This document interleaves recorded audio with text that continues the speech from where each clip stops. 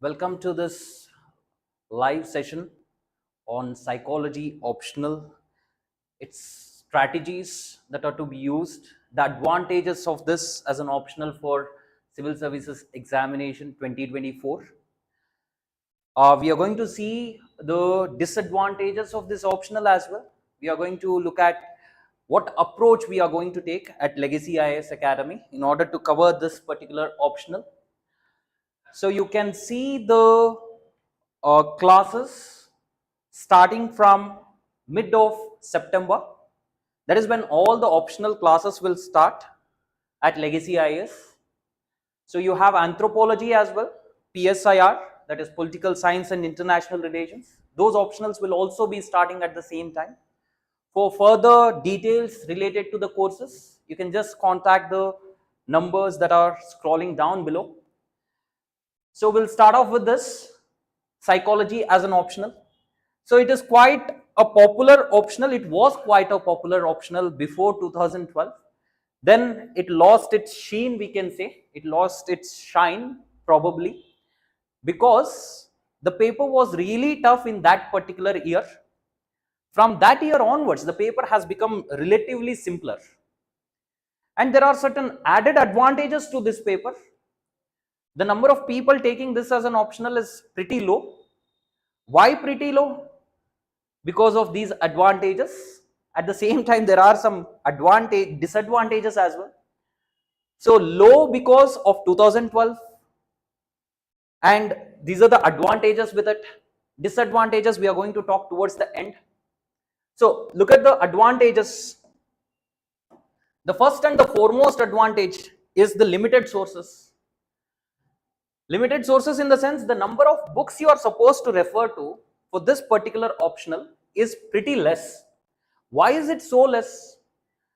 The amount of research on this as an optional, right, this as a discipline in India is pretty low.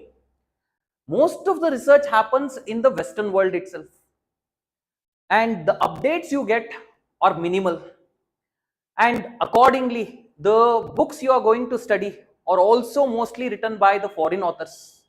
So the limited sources, we are going to look at the book list later on in another session. The second thing is the static nature of the subject.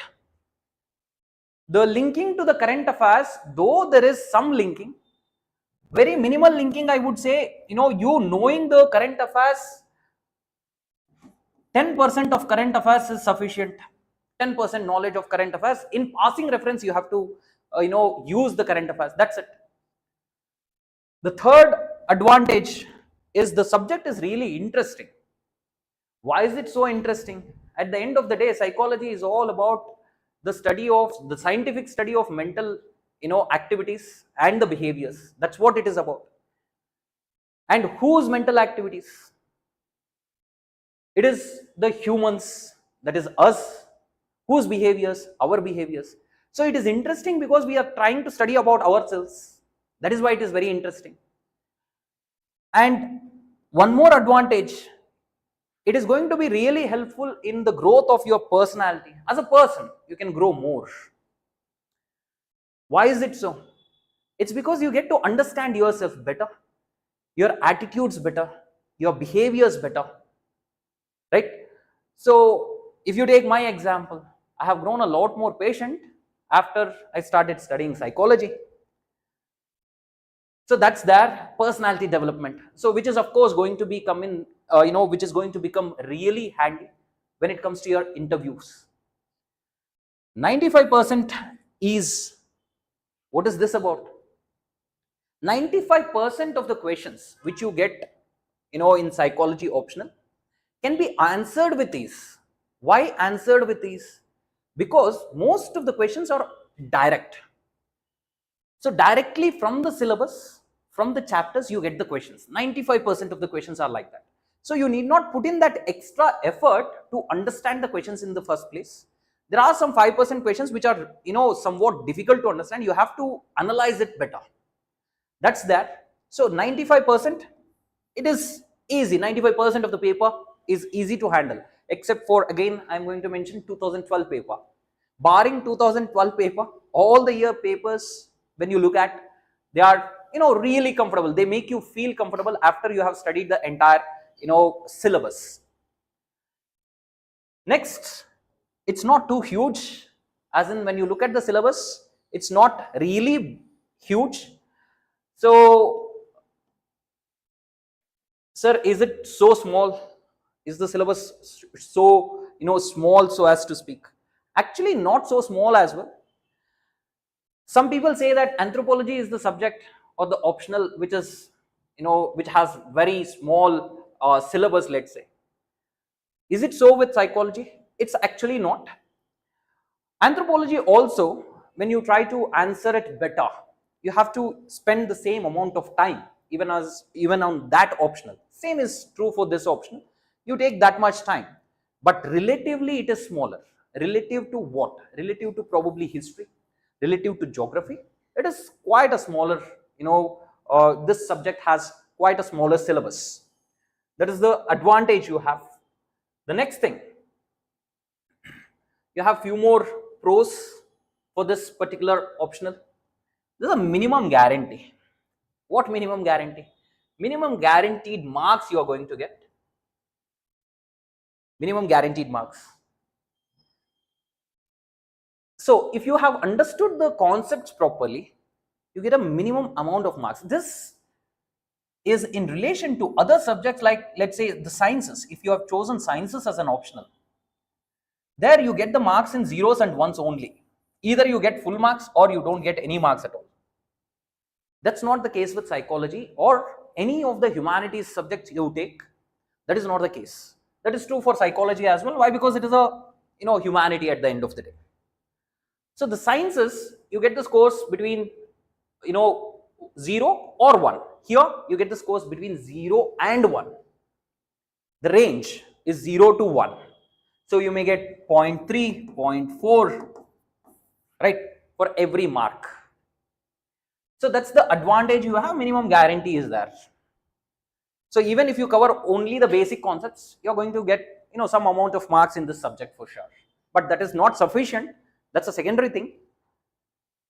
And next, the 7 to 9%. What is this about? This is the success rate. The success rate of this optional. It has been hovering between 7 to 9%.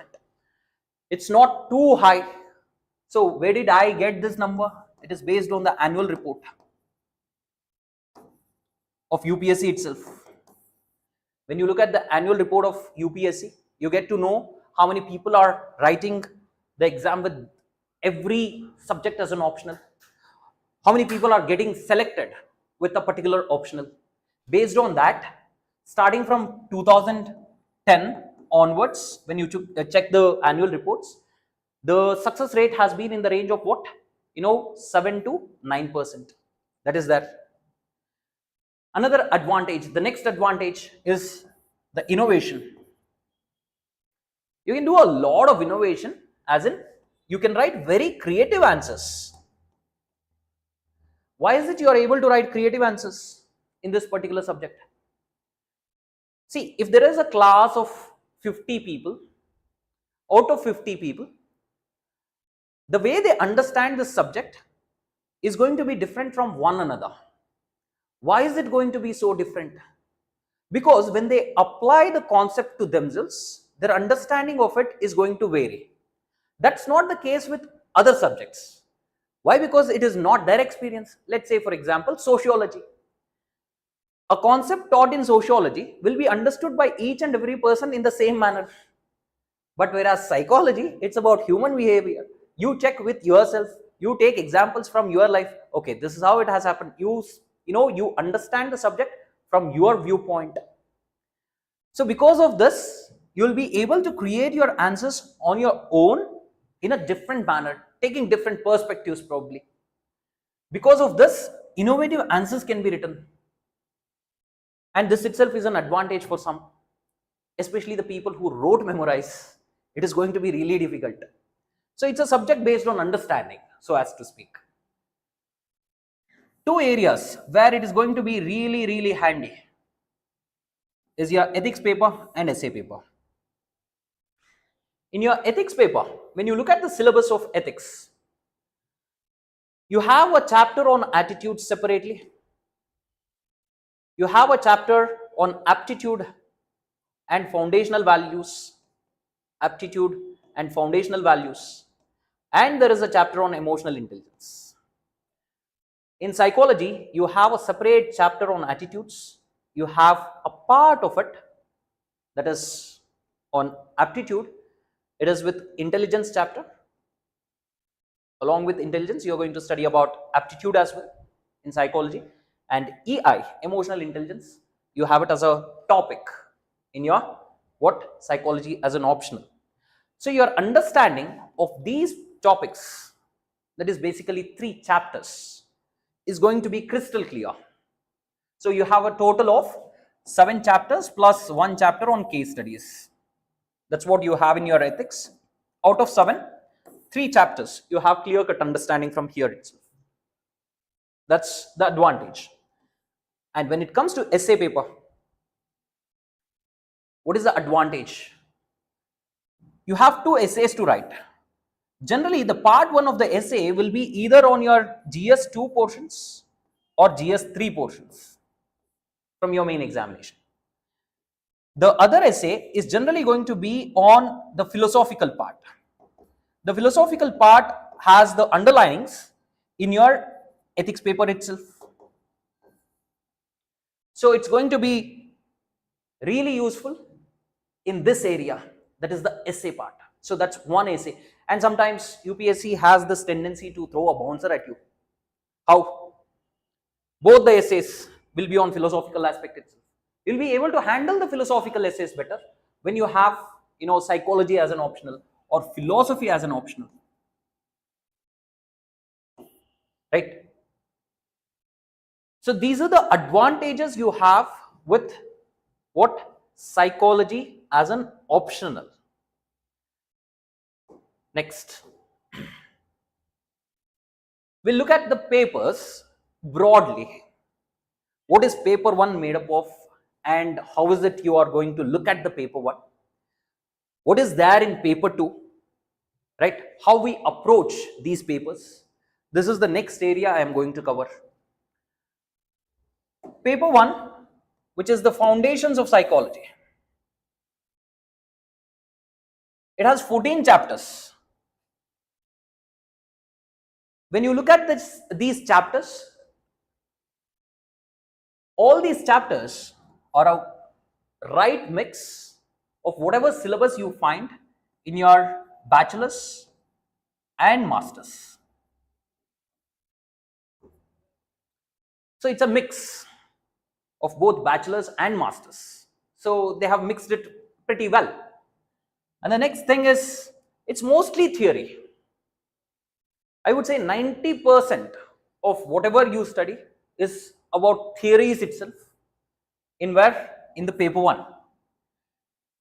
Paper 1 is mostly about understanding only. You understand, you leave it there. So conceptual understanding holds the key. And your answer writing is completely based on what? Understanding. In order to write good answers, you are supposed to memorize the syllabus of sort. Interconnecting the concepts become highly important. Many times it so happens that they have asked a question related to memory chapter, but nowhere in the question memory is mentioned. So in the question something related to learning is mentioned. Now you jump to the conclusion that this is a question on learning chapter.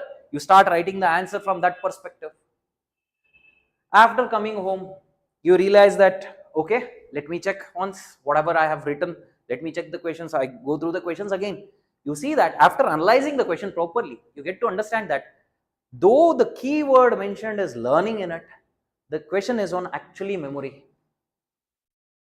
So, memorizing the syllabus and interconnecting the concepts after developing an understanding is really, really important for what? Paper 1.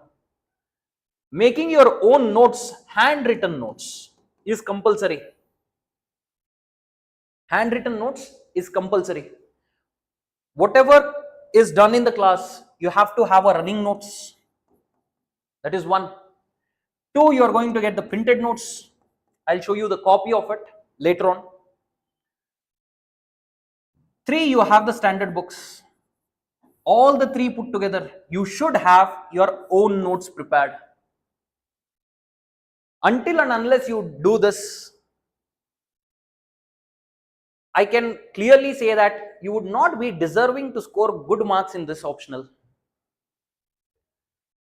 Next, to make your answers better, especially in paper 1, linking it with real life events is very, very important. You can remember it for a longer period of time. We have a term known as elaborative rehearsal, right? Elaborative rehearsal. It means you are supposed to revise everything that you have learned, but you have to elaborate on it every time. Elaborate in the sense you make connections. The more connections you make from your real life, the better you will be able to remember. That is a must in your paper 1 to remember what? The concepts properly. For paper 1, you just have to know the current affairs here and there. Very minimal stuff you are supposed to know. I'll be giving you examples in the class. When you take up the classes, you'll get sufficient examples in the class. But if you want to retain it for a longer time, whatever you learn in the class, whatever you learn from the books, do not ever go for verbatim writing down the examples, same examples. Do not use the same examples. At least make some alterations so that it is applicable for your life. Jot down the examples. You create your examples in such a manner that it somehow relates to your life. That will make sure that you are going to remember it for a very long time to come. And the next one, what I say is the index trick. What is this index trick? You have a chapter. Under every chapter, you have several topics that is there in your syllabus. Under the topic, you have several subtopics, and each subtopic will have some keywords. You are supposed to create it for every single chapter, every single topic. Once you are done with the notes, you create an index like this. So that reduces your entire notes. Probably for one chapter, you have a notes of some 60 pages. The 60 pages notes will be reduced to what? Probably 3-4 pages. The number of revisions you can do with this is quite astounding. You'll be able to do somewhere around 8 to 10 revisions, right, within a short period of time. That can be done only when you have shorter, or lesser amount of material to cover. That can be done using this trick. And it is very, very essential in order to have an overview of the entire chapter. If you have an index, you have an overview. When you have an overview, you'll be able to connect the concepts. When you are connecting the concepts better, thoughts will be floating. When the thoughts are floating, you'll be able to create answers better. So all this becomes important for paper 1. We'll head towards paper 2. Paper 2 is rather simple. So why is it rather simple, the paper 2? It also has 14 chapters, just like you had 14 chapters in paper 1. We are going to just have a look at the chapters later on. So total 28 chapters you have. All the chapters in paper 2 are application based except 3 chapters, except the first 3 chapters in paper 2. All of them, all the remaining ones are application oriented. Education psychology, for example, is application oriented. And then you have your work psychology application, community psychology application of the first paper itself. So you have 14 chapters in paper 1.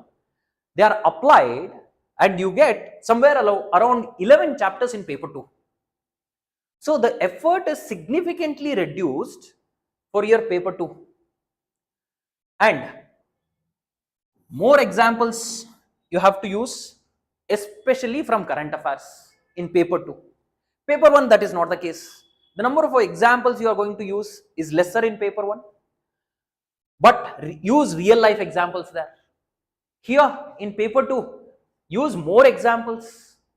However, those examples should be mostly from the current affairs. The nature is like that. This, paper 2 nature itself is like that. You don't have sufficient room to, put your real life examples in paper 2. You have more room to put in what? The examples from current affairs. So that is there with the paper 2.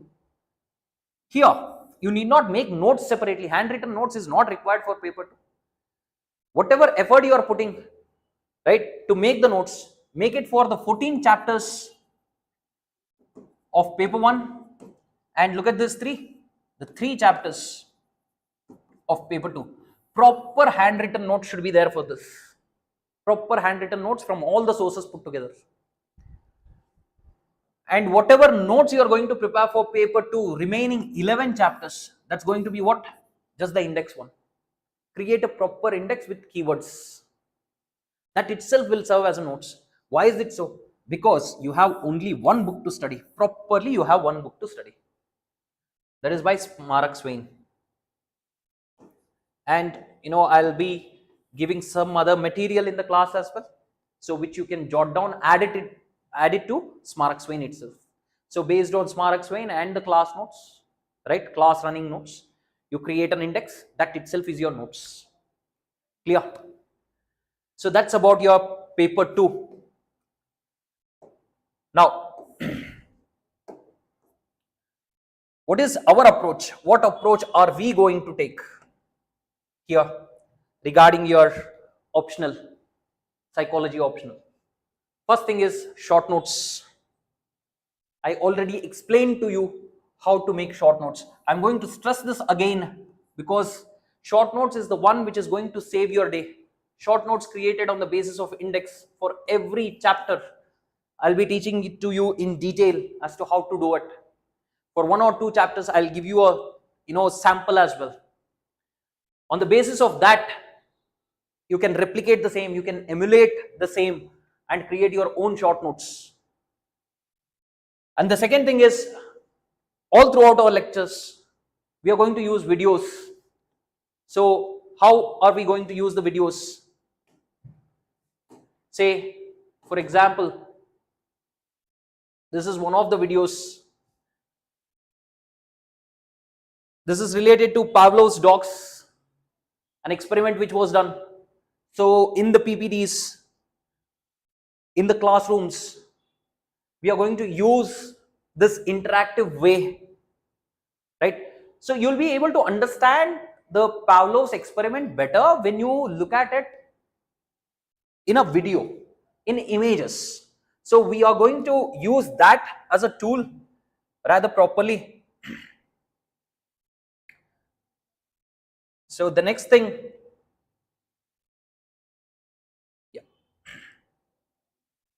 is the printed notes. This is how your printed notes is going to be.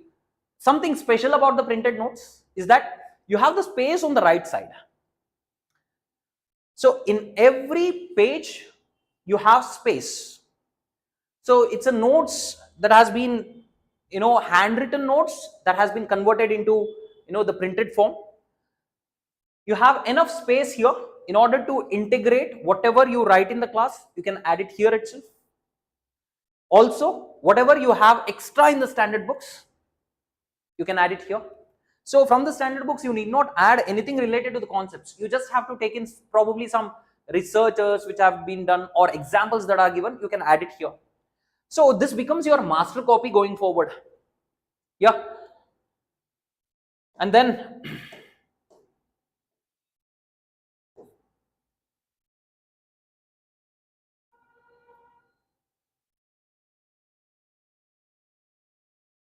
yeah, PYQ set, we are going to have this previous year questions set I am going to provide you. So you have a look at this. This is the PYQ set starting from 2013, right? 2013 till 2022. All the questions are segregated according to the chapter, right? This is just a sample. This will be given to you, and also in every single class towards the end of the session, I'll make sure that you are writing an answer to one question related to that particular chapter. That is something which is going to be special, and that is something which we are doing it for even the GS classes, right? So we have started to do that for GS classes as well, so that you will be in the know as to how to write an answer for the main examination. So that we are going to do in the class itself. Enough space for revision will be given to you. Revision space. How are we going to provide the space for revision to you? The classes are going to be conducted 3 days a week.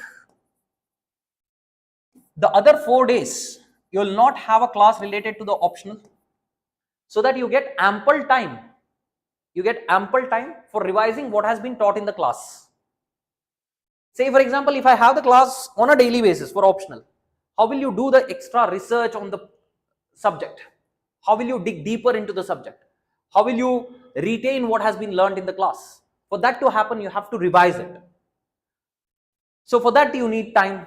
So you have 4 days time in a week. 3 days you will have the optional every week. So that is the revision space we are going to provide.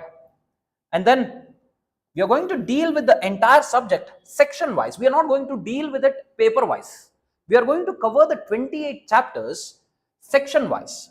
What I have done is I have divided the entire syllabus into 7 sections, both paper 1 and paper 2 put together. I earlier told you paper 1 and paper 2, they are related. Paper 2 is just the application of paper 1 mostly. So when it is the application, don't you think we are supposed to connect the chapters of paper 1 with paper 2 and study them together? In order to ensure this, I have created what? 7 units or 7 sets. So in these 7 sets, we are going to cover what? All the 28 chapters. So we'll look at those 7 sets now. So this is the first set. So this is our plan. So this is the first set.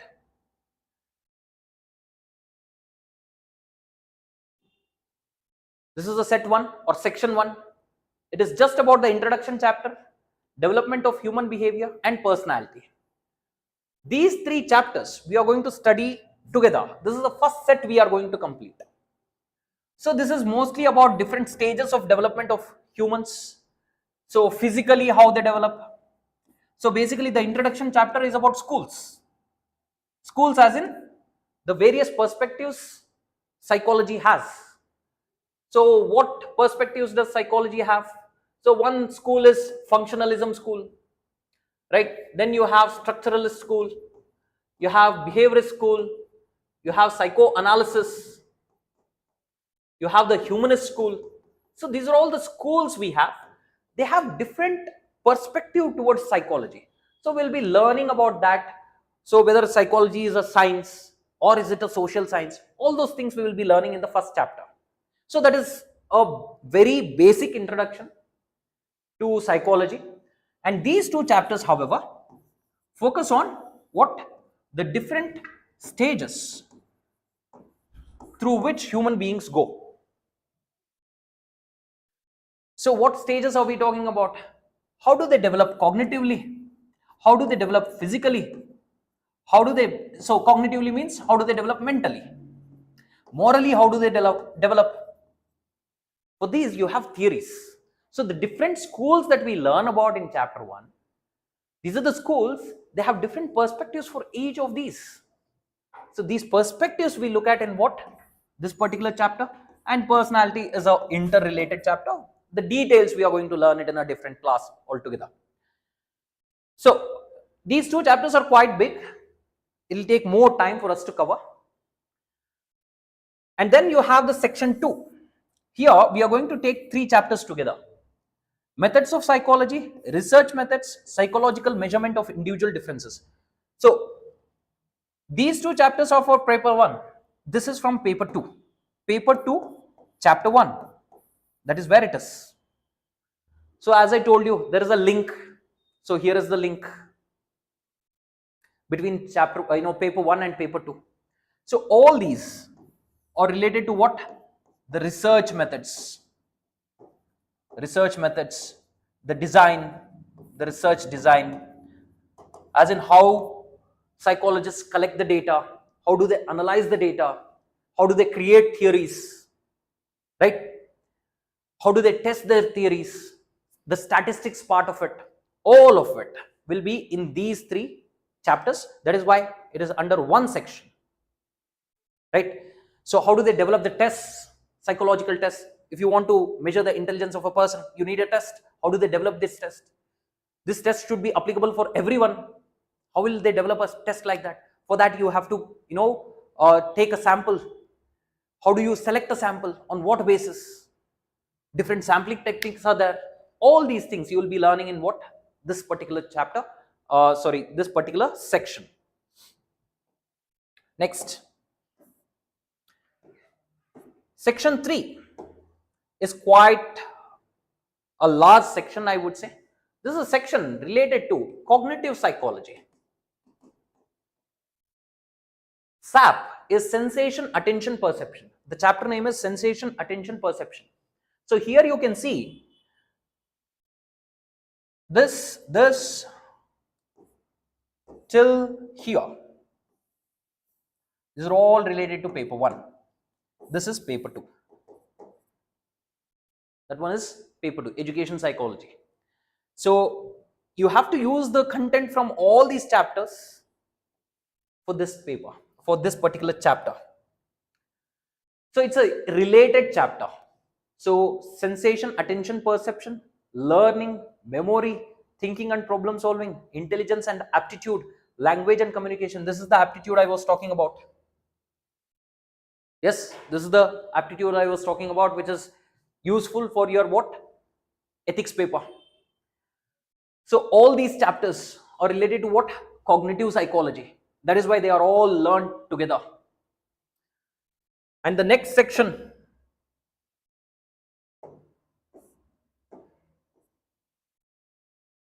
is section 4, motivation and emotion. Here, related to motivation and emotion, you have work psychology. Look at this. This is paper 1. This is paper 1. Whereas all the other 3 are related to paper 2. So psychology, that is work psychology and organizational behavior, psychology and economic development. This is also related to motivation itself. Application of psychology to other fields. Here you have psychology of sports psychology, military psychology, right? So which is about motivation and emotion itself. So these are learned together with this particular chapter. So I think it makes sense for us to look at the chapters of paper 1 and paper 2 together. Why? Because it is just the application of it. Yes. And then you have the next section, which is related to attitudes, values and interests. All the other chapters are linked to it. Again, it is one chapter here in paper 1. You have 4 chapters from paper 2. Community psychology, application of psychology to disadvantaged groups, psychological problems of social integration, psychology of gender. So it's just that we are connecting paper 1 with paper 2 even as we go from set to set. Next,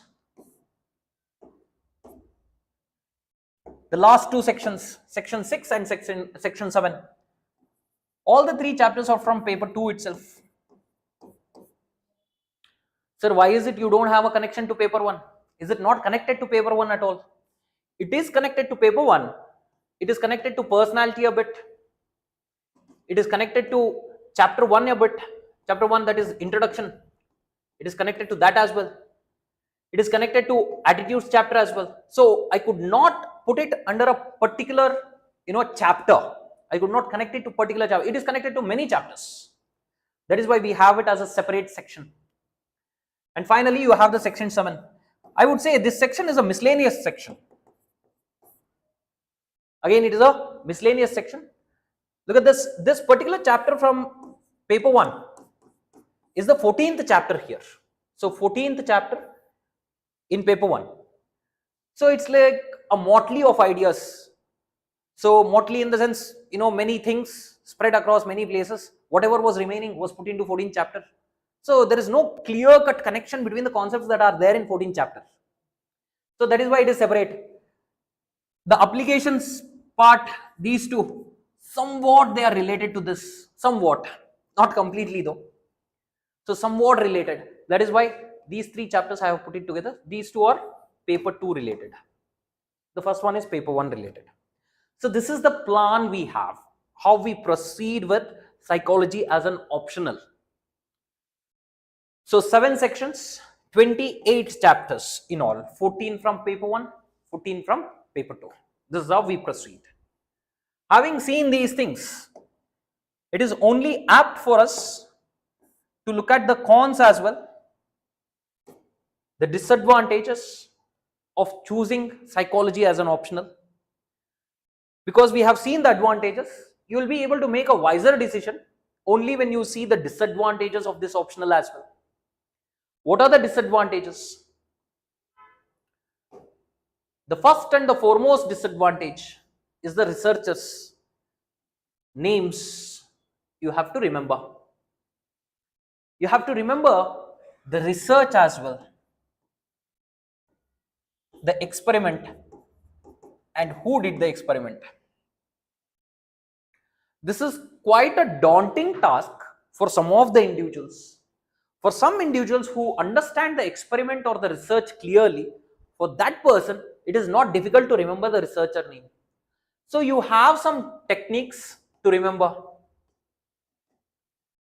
If you put them to proper use, you will be able to remember it really better. So during the course of the classes, I'll be putting across those pointers. I'll be, helping you out with these techniques to remember. That thing I can help you with.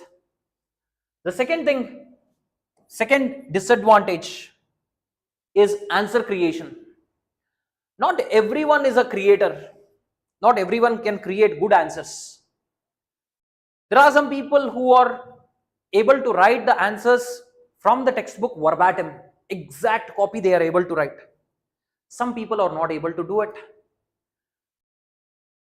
The moment they are out of the textbook, they are not able to write anything. So they want exact same lines to be written. They have that ability. This subject is not for those people who believe in rote memorizing. You have to create answers. So if you write exactly the same words that are there in the textbook, there is no guarantee that you are going to get the marks. If you create answers based on your understanding, you will get better marks. Create answers. And as I told you, not everyone is a creator. So it's not your strength maybe. If it is not your strength, this subject is going to be somewhat of a tough nut to crack. Third problem, disadvantage, understanding the questions. 5% of the questions, or even sometimes 10% of the questions, are really difficult to understand until and unless your hold on the entire subject is good. It's not like, few chapters you have left, you are weak in few of the chapters, all the other chapters you are good at. That is when this problem comes in. What problem? This 5%, 10% problem. You are good with, let's say, some 25 chapters, 3 chapters, you're not so okay with it. When you're not so okay with it, a question which is related to those chapters, if direct questions come, you are very happy. If they're not direct, you'll not be able to deal with them. That's when this understanding the questions becomes a problem. Highly problematic. Only for those people who have not covered all the chapters in depth properly. And then you have the jargons. Unlike other subjects which have jargons, they also have jargons. It's not like it is only psychology which has, what are jargons? The special words which are particular to that subject, that discipline. So the jargons are quite heavy, I would say. The words are somewhat difficult. However, even as you use them, it becomes somewhat, easier for you to handle the newspapers as well. You don't find newspapers so difficult once you get accustomed to the jargons that are there in psychology. So these jargons are not like the scientific names that you find in probably anthropology. So they are somewhat different. So they are more English than biology, I would say. Right? They are more English than biology. That's how the jargons are. So people who are having the fear of words too much, I think they would find even the questions also difficult if they are not good with the jargons. And UPSC also has made it a point that it has kept on increasing the standard of questions, especially when it comes to using the words. It has kept on increasing the standards. It has started to use very new words. And given this scenario, I don't think it should be a problem. The jargons part, it should not be a problem. Why? Because you get accustomed to it even as you prepare for GS part as well. And the next thing is, it is not a subject for people who rely on rote memory. If it is rote memory which guides you all throughout the subjects, other subjects, maybe other subjects you are able to manage. This subject you will not be able to manage if your strength is rote memory. रट्टा मारना अगर आपका strength है, it is not going to work for you. This subject, it is a subject of understanding. Also, there is one more con which I have not mentioned here. That con is, you can't sit for hours together and study this subject at once. You'll be able to study most of the subjects for hours together. This subject you will not be able to study for hours together, though it is interesting. It becomes difficult for a reason. The reason is, say for example, you are learning a concept in psychology about positivity bias. The moment you start learning about positivity bias, your brain is not completely concentrating on learning the concept only. It is, searching for examples. When you are searching for examples, you are searching your life, you are searching others' life, whom you know. Because your brain is doing this hard work of searching the memory, right? It takes a toll. So it's like overheating happens. Your brain gets overheated. Because of that, you can't run for long. Right? With this optional, continuously studying for hours together is difficult. How to deal with this aspect, we'll be learning in the classes. So these are the good things, the disadvantages, how we cover this particular optional in the classes. That is a session all about. In the upcoming session, I'll delve into one of the topics, one of the chapters maybe, as well as I'll give an overview of all the chapters as to what you will be studying in each of the chapters. So that's in the session that's going to come up. So do watch out in the channel as to when the other session is going to be live, right? It's going to be pretty soon. So we are going to start our classes from mid of September. So by then, I'll give you a glimpse of, what is going to be taught in the classes, how we approach this subject, rather properly, how the classes are going to be, how many classes per week, all these things you're going to get further details, even as you, follow our channel. Thank you for watching. Have a really nice day. Thank you.